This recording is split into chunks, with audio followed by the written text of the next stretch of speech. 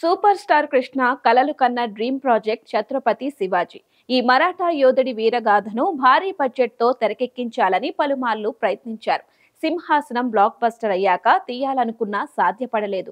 కారణం శివాజీ జీవితంలో ఉండే కొన్ని మతపరమైన అంశాలు ఎలాంటి వివాదానికి దారితీస్తాయో అన్న అనుమానాలే. ఈ విషయాన్ని ఆయన చాలా సందర్భాల్లో వ్యక్తం చేశారు కూడా. కమర్షియల్ గా ఏ మేరకు వర్కౌట్ అవుతోందనే అనుమానాలు సన్నిహితుల నుంచి వ్యక్తం చేశారు. మోసగాళ్లకు మోసగాడుతోనే ఎన్నో దేశాల్లో విజయాలు అందుకున్నా అప్పట్లో పాన్ ఇండియా పేరు పెద్దగా వినిపించేది కాదు. సింహాసనం కూడా హిందీతో సహా వివిధ భాషల్లో ఆయన తీశారు. ఛత్రపతి శివాజీ క్యారెక్టర్ చేయాలన్న కోరికను నెంబర్ 1, చంద్రహాస్ లాంటి సినిమాల్లో ఆ గెటప్ వేసి కృష్ణ సంతృప్తి పడ్డారు. చావా దెబ్బకు మరాఠా వీరుల కథలకు ఎంత స్పాన్ ఉందో ఇండస్ట్రీకి అర్థమైపోయింది. అజయ్ దేవిగాన్ తానాజీతోనే ఇది రుజువైనప్పటికీ వికీ కౌశల్ దీన్ని నెక్స్ట్ లెవెల్ కు తీసుకెళ్లాడు. టైర్ 2 హీరోకే జనం అంతగా బ్రహ్మరథం పడుతున్నప్పుడు ఇమేజ్ ఉన్న స్టార్ చేస్తే ఇంకే స్థాయిలో ఆడుతుందో వేరే చెప్పాలా. అందుకే కృష్ణ కోరికను మహేష్ బాబు తీర్చవచ్చు కదా అని ఫ్యాన్స్ ఆశపడుతున్నారట.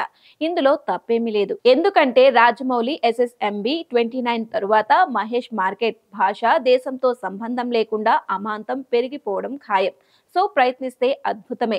మహేష్ బాబుతో ఛత్రపతి శివాజీ తీయడం అంటే ముందు ఆ కథను సమర్థవంతంగా హ్యాండిల్ చేసే దర్శకుడు దొరకాలి. గత 2-3 ఏళ్లుగా శివాజీ సెంటిమెంట్ ఉత్తరాది రాష్ట్రాల్లో బాగా పెరిగిపోయింది.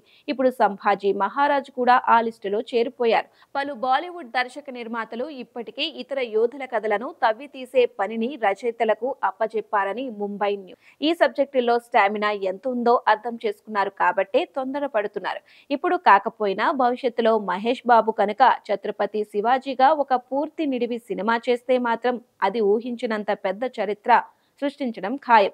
తండ్రి డ్రీమ్ ను తనయుడు నెరవేర్చినట్లు అవుతుంది. అదే జరిగితే ఇక 3 తరాల సూపర్ స్టార్ అభిమానులకు పండగే.